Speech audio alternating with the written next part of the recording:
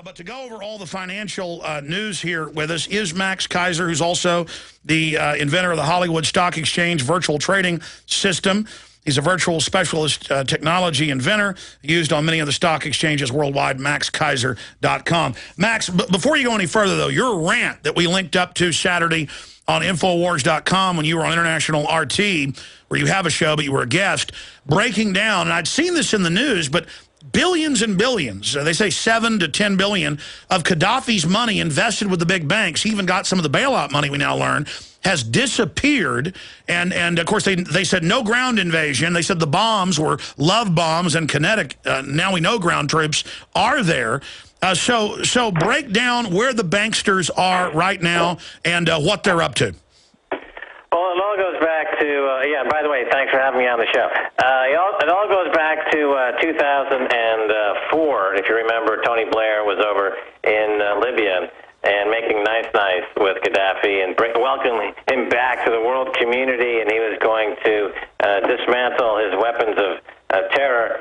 And at that time, Tony Blair was still the Prime Minister of Britain, but he already had his eye on his post-prime ministerial job, which was to join the board of directors of J.P. Morgan, which he now is part of J.P. Morgan. He started that job on the second week after leaving number 10 Downing Street. But back in 2004, when he's in Libya, he's already basically setting the table for these banksters to come in, like Goldman Sachs and Societe Generale, who, incidentally, those two banks got huge bailout money during the 2008 bailout period. So Tony Blair set the table, he set up the deals, and then when he left his job as Prime Minister of Britain, he went into the revolving door. He starts to make introductions, and of course Libya has this huge sovereign wealth fund that they accumulated being in the oil business, and Goldman Sachs swoops in there, and they say, yeah, we'll manage part of this business, $1 billion or more of the business, and they managed to blow through 98% of that account by just spinning the sovereign wealth fund, as any of these banksters do when they get a hold of large chunks of money. So they engaged in weapons of mass financial destruction, and they blew $1 billion of that money.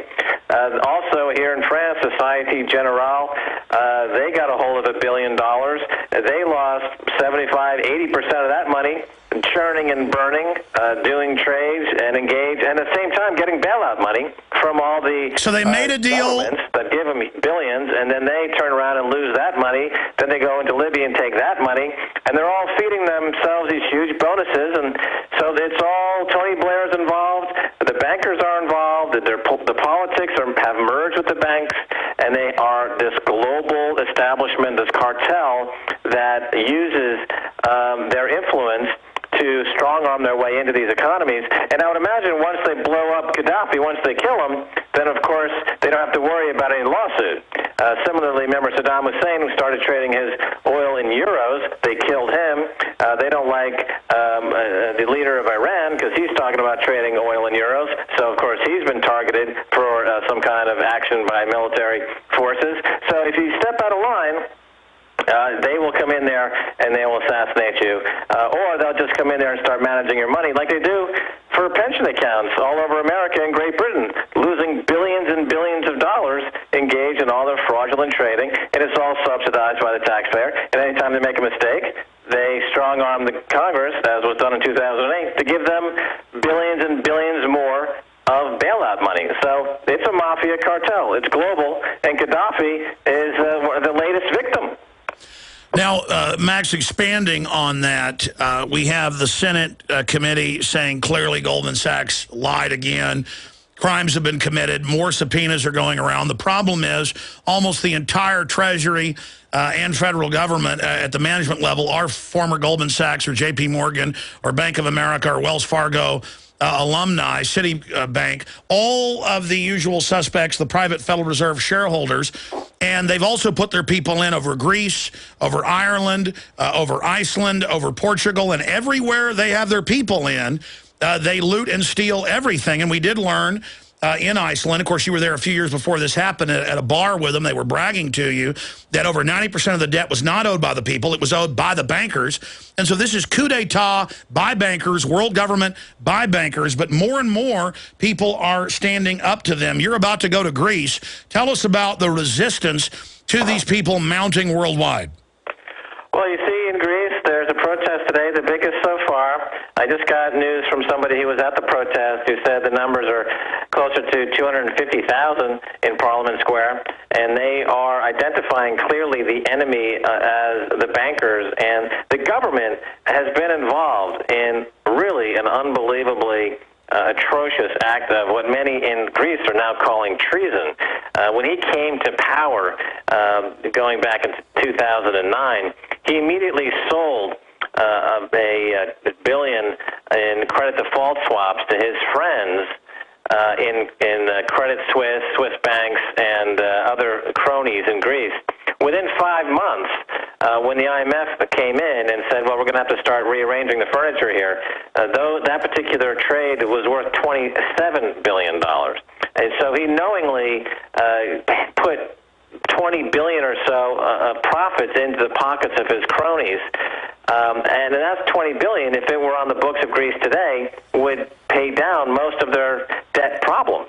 So that is an act of treason by the folks in Greece who have identified Papadreou, the prime minister, as a treasonous rat that they need to get out of. They're fighting against the Troika. And it just came out today, Alex, that the advisors who are advising the Greek government now on the assets that need to be sold to pay the debt, and the debt, of course, was not originated in Greece. The debt was foisted onto the Greek people from outside, from the global banking cartel. Now, to settle the debt that the people themselves had nothing to do in incurring, Deutsche Bank will get their state gambling monopoly. Credit Suisse will get the state lotteries. The Rothschilds and Barclays will get the road concessions. PricewaterhouseCoopers will get the railway. France's BNP and Greece's National Bank are getting the airport concessions. And Lazard are going to get the Greek trust and loan funds. So here you have a who's who of the global banksters. They're carving up the economy in Greece using the debt that was never there to begin with, that they just forced onto the people using inside cronyism with the prime minister involved, clearly, to carve up the country and take those assets, and the country is, in effect, losing its sovereignty. And this is what we're seeing across Europe. And we're going to see it in the UK, in the US, and North Africa, and in the Mideast. This is the model. This is how people are losing their sovereignty. And it's happening in Greece is the roadmap. It's the model. That's right. Max, stay there. Max, we've got to go to break. We're going to come back. And this is on record. I saw a few months ago the head of the Irish Central Bank said, we don't owe this money, but we want the foreign banks to own and run us. Incredible. All right, ladies and gentlemen. I ended up for 30-something seconds talking to Max behind the scenes. Didn't even know I was back on air there because I was busy during the break trying to find the BBC and Irish Times headline where a few months ago the head of Ireland's Central Bank, a former Goldman Sachs guy, said, we want Ireland to be run by foreign banks. Yes, we don't owe this money, but it's good to owe it. So this is too big to fail. Banks that did all this betting, and then they get governments to sign on. Then the governments come in and reduce the country's credit rating and say, now you've got to pay us, the people you just bailed out, even more money. Yes, you bail the banks out, then you pay them interest and taxes and carbon taxes. That's in Reuters today. But I did find this one, Irish Times. Ireland's future depends on breaking free from bailout. Remember, Ireland was this shining, wealthy example suddenly of Europe, and then overnight they sign on to the euro, they're imploded, they're in debt to the bankers. Max, you're an expert in this. I mean, how do you describe a fraud this overwhelming to people? The bankers, this inner coterie of 6 global banks, they engage in mass fraud, and then they have all the government officials as their former alumni openly being paid off by them, and they sign you over. I mean, I saw in Greece, where you're about to go, where hundreds of islands worth billions apiece that Greece has are being given in some cases to American hedge fund owners as payment to them for fraud they created. I mean, this is like I rob a bank and I get a gold medal for it. I mean, this is insane, Max. Well, it's like what we used to do on Wall Street, the leveraged buyout or a hostile raid. You use the collateral of the company, or in this case the country, as the collateral for the loan that you use to take over the company or the country. Then you sell off the component parts, and you keep what's left as the profit. So this is, Greece is only a $300 billion country, so it's not even as big as Walmart, one U.S. company. And that's why they want to implode countries, because then they get to buy them up for pennies on the dollar. Right, and you mentioned it before. The question is how does this all happen, and why so? Has it gotten so out of hand? And you mentioned it earlier when you talked about repeal of Glass-Steagall. That in '97, that was a huge step in the wrong direction. But then in 2000, at the very last few moments of Clinton's administration, you had the introduction of the Commodity Futures Modernization Act, and this allowed banks and fund managers to go from that, let's say, 10-to-1 ratio that you were talking about earlier to 30, 40, 50, 60-to-1 ratio. And so they were able to borrow. In the case of Greece, for example, it's a $300 billion economy, but the bets that are being made against Greece equate to $3 to $4 trillion in derivatives, in credit default swaps. And there's no end to the negative bets that can be created, because you just create them at the flick of a switch from nothing. They're just produced electronically. So no matter what the Greek people do to say that they're going to pay off whatever debts that they never incurred to begin with, the Wall Street will just create 10 times more of that in a negative bet and saying, oh, well, it doesn't really matter because, in fact, you owe us 10 times more. And then Moody's and S&P and Fitch, the so-called neutral credit rating agencies who are also in on this basically cartel, this mafia, they are constantly downgrading the bonds of Greece. And, of course, this is making it impossible for them to get out from under this mafia control. So, yes, that is correct. They want to be able to buy islands. They want the airport. They want the lottery. They want the transportation. They want the infrastructure. They don't want to pay more than a penny on the dollar for it.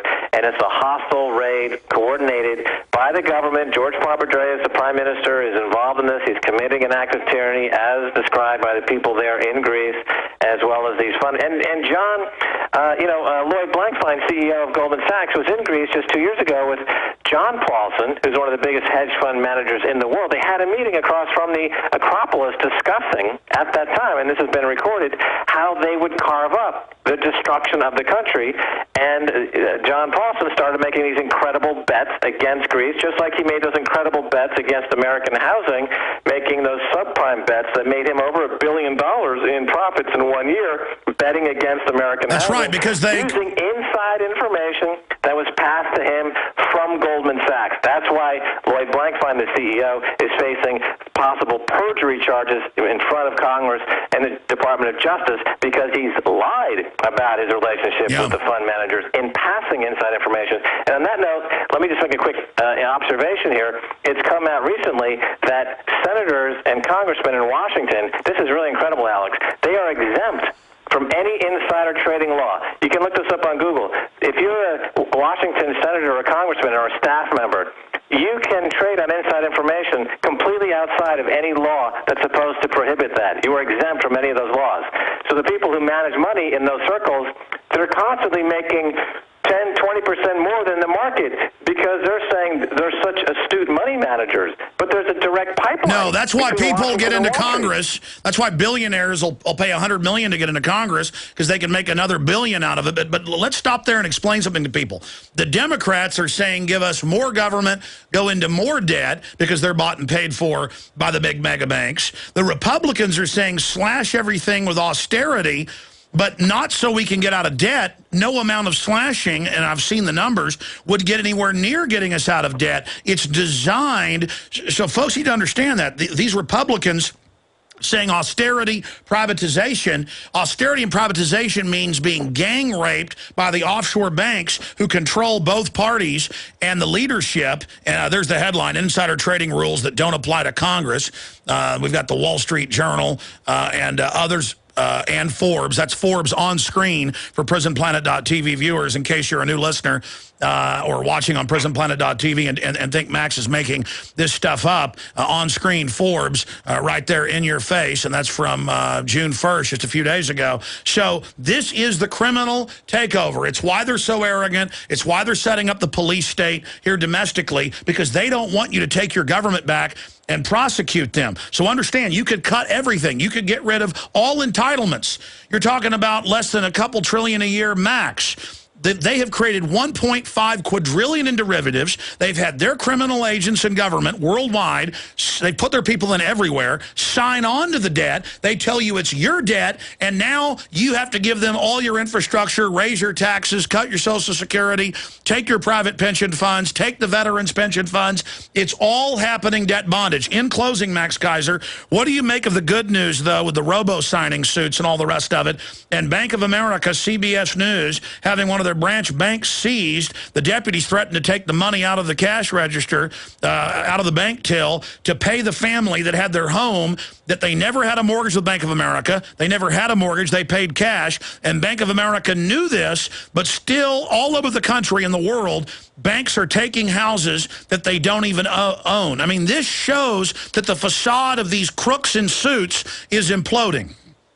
Well, there's another big side to that story. The side that you described, and I've been listening to the show and you've been talking about it, the fact that the banks have illegally been foreclosing on folks, and that's after they illegally induced them to take on mortgages outside of the law to begin with. But there's another big side to the story, is that once they made these illegal mortgage loans, they packaged them and sold them to foreign investors and foreign banks as a securitized loan. And now the banks at these foreign banks are saying, wait a minute, you sold us a $20, $30, $50 billion package of securitized loans, but we know, reading the papers in the U.S., that those loan documents don't exist. So these securities that you sold us are invalid, and now they're trying to push those back to the U.S. government. And the U.S. government, as you also reported, are buying 98% of their own Treasury bills, and they're buying some astronomical sum of their own Treasury paper. Wait, I thought it was 75. Don't want to buy U.S. paper anymore. I thought it was 75, like, Max. You're saying 98%?